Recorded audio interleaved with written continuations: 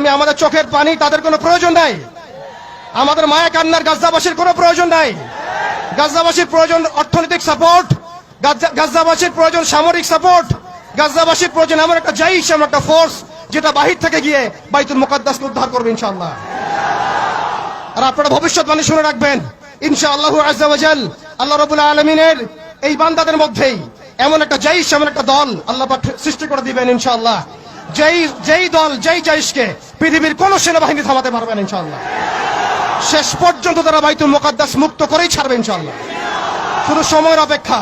তারা আমাদেরকে অপশন দিয়েছে, হয় আমাদের দাস হও না হলে মরো। শেষ কথা, তারা আমাদেরকে অপশন দিয়ে দিয়েছে, হয় আমরা তাদের দাসত্ব করব না হলে মরবো।